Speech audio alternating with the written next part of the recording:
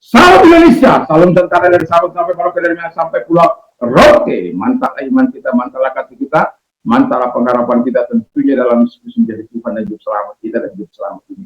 Jangan katakan bahwa Yesus bukan Tuhan, jangan katakan pula bahwa Yesus bukan Tuhan. Dia adalah Tuhan, dia adalah hidup selamat. Kalau engkau percaya, engkau akan diselamatkan. Engkau tidak percaya, engkau akan hidup. Ya, dalam Yohanes 3 ayat 36. Yohanes 4 ayat kanan Yesus berkata, Akulah jalan dan kebenaran dan hidup. Tiada seorang sampai kepada Allah kalau tidak melalui aku. Dan Petrus mengatakan dalam Kisah 4 ayat 12. Dan keselamatan tidak ada di dalam siapapun juga selain di dalam Dia Yesus Kristus. Karena di bawah kolong langit ini tidak ada nama lain yang diberikan kepada manusia. Dan juga Yohanes 3 ayat 16. Karena begitu besar kasih Allah akan dunia ini, sehingga ia mengaruniakan anaknya yang tunggal. Anaknya yang tunggal itu Yesus Kristus. Jadi dia memberikan anaknya Tuhan supaya setiap orang yang percaya kepadanya tidak binasa, melainkan beroleh hidup yang kekal. Saya dan saudara yang percaya kepada dia mendapat hidup yang kekal. Dengan hati percaya engkau dibenarkan, dengan mulut mengaku engkau diselamatkan. Dan orang yang percaya tidak akan pernah dipermalukan. Roma 10 ayat 9 dan 10. Selamat hari Minggu. Dan kiranya kekuatan Tuhan, kekuatan firman, kekuatan Roh Kudus selalu menyertai kita di dalam kehidupan ini. Doa dan harapan saya ketika kita mempersiapkan hati kita untuk beribadah kepada Tuhan, untuk mengekspresikan rasa kekaguman, kecintaan kita kepada Tuhan, senantiasa disertai dengan kekuatan Tuhan. Terima kasih Tuhan Yesus memberkati. Sebelum kita mendengarkan firman Allah, sebelum kita beribadah, izinkan di pagi ini kita mendengarkan firman Allah. Mari kita berdoa. Terima kasih Bapa di surga, kiranya Tuhan menolong kami untuk mau berdoa dan berpuasa di tengah-tengah kehidupan ini dalam nama Yesus. Amin. Puji nama Tuhan, saya akan membacakan Yesaya 58 ayat yang ke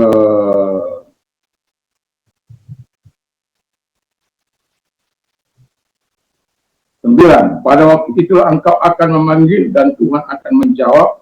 Engkau akan berteriak minta tolong dan Ia akan berkata, ini aku. Apabila engkau tidak lagi mengenakan tuh kepada sesamamu dan tidak lagi menunjukkan dengan jari dan kaki. Kemudian ayat 11, Tuhan akan menuntun engkau senantiasa dan akan memuaskan hatimu di tanah kering dan akan memperbaharui kekuatanmu. Engkau akan seperti taman diairi dengan baik dan seperti mata air yang tidak pernah mengecewakan. 12. Engkau akan membangun reruntuhan yang sudah berabad-abad dan akan memperbaiki dasar yang diletakkan oleh banyak keturunan.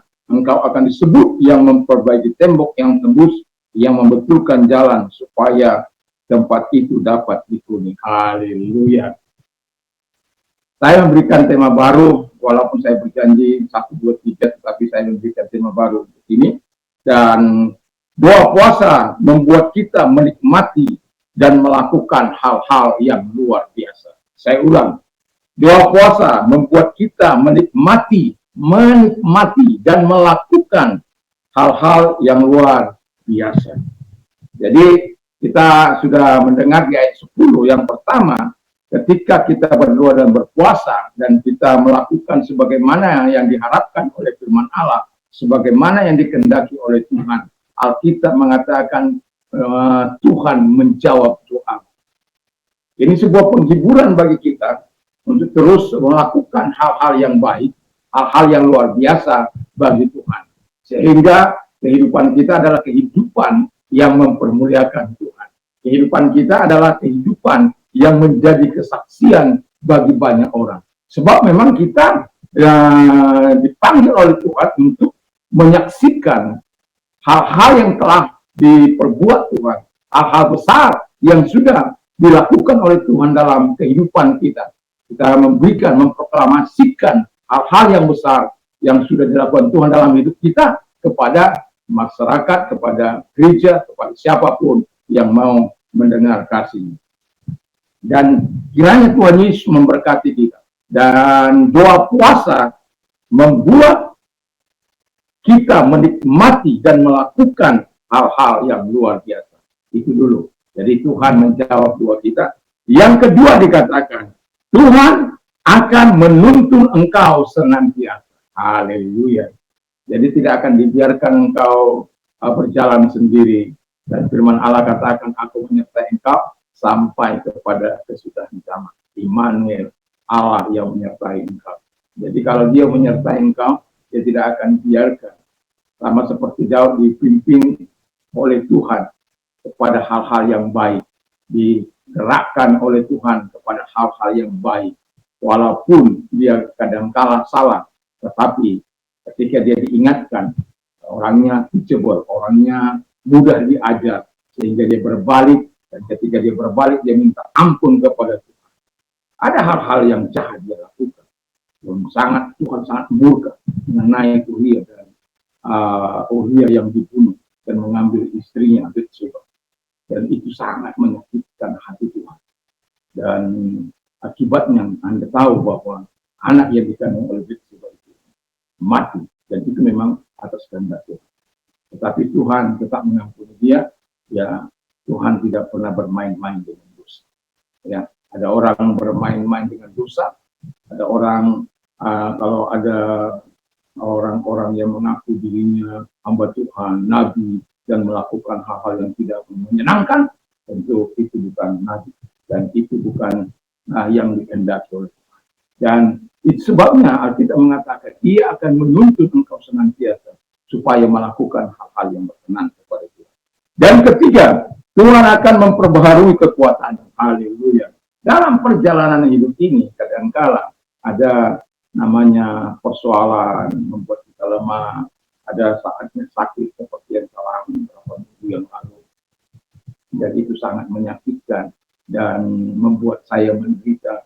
Tapi satu hal yang saya tahu, hati saya tetap tertaut kepada Dia di tengah-tengah pergumulan yang begitu panjang. Saya hanya berkata, dalam proses yang kujalani ini, biarkan kekuatanmu menyertai, kemampuanmu dan imanku akan terus tetap kepadamu, dan Tuhan tidak pernah mengecewakan. Tepat pada waktunya, sudah berlalu masa penderitaan, Tuhan menyatakan kekuatan dan menyembuhkan saya kembali, saya bisa beraktivitas.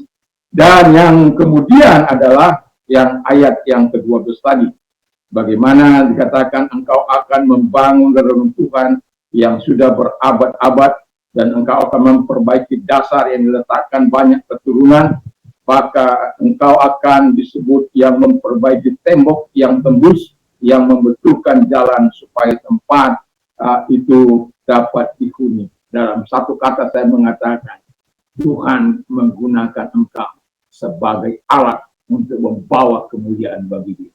Jadi yang keempat, Tuhan menggunakan engkau sebagai alat untuk memuliakan Dia.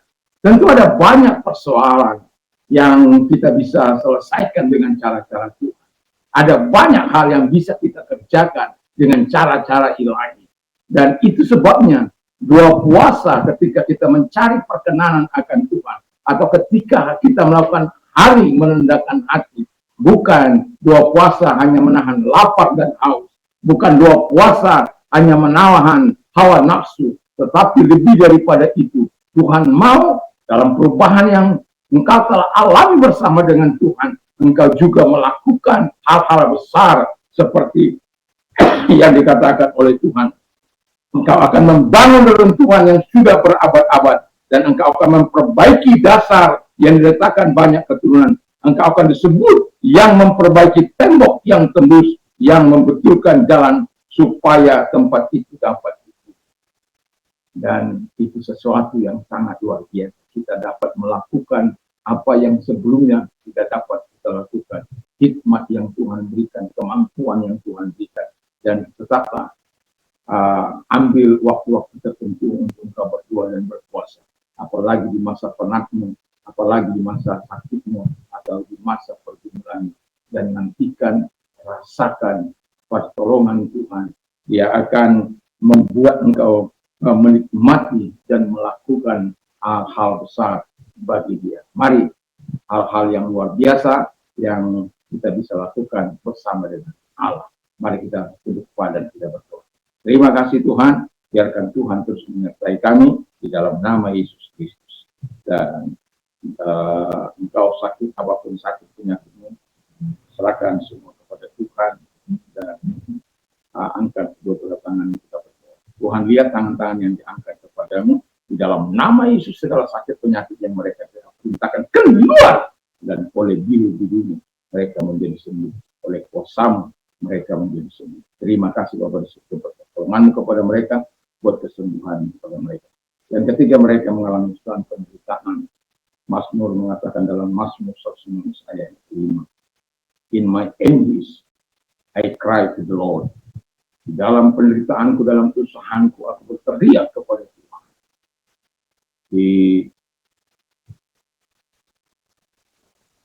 Ketika kita berteriak kepada Tuhan, dikatakan, and he answered me by setting me free. Dan dia menjawab aku dengan membuat kebebasan dalam hidup. Dan apapun sedang penderitaan yang kau alami, kalau engkau sedang mengalami masa-masa sulitmu, datang kepada Tuhan. Angkat juga bertanya kepada Tuhan. Engkau yang mengatakan bahwa engkau membebaskan setiap kami dari penderitaan kami. Oleh karena pertolongan, memang tepatlah firman berkata bahwa engkau memberikan kelegaan bagi kami. Kami datang kepadamu dan kami berseru kepadamu, dan engkau membebaskan mereka-mereka yang sedang mengalami masa-masa sulit mereka. Terima kasih buat pertolongan kepada mereka, buat kebaikan kepada mereka. Dalam nama Yesus, amin. Selamat hari Minggu. Semoga dalam hati kita terus kita melakukan hal yang baik dan benar. Luruskan niat, luruskan hati, luruskan tujuan, luruskan pikiran kita. Sehingga kita adalah orang-orang yang menyesuaikan diri dengan Tuhan, di mana kemudian Tuhan akan memakai kita sebagai alat untuk kemuliaan Tuhan. Mantap, mantap, mantap.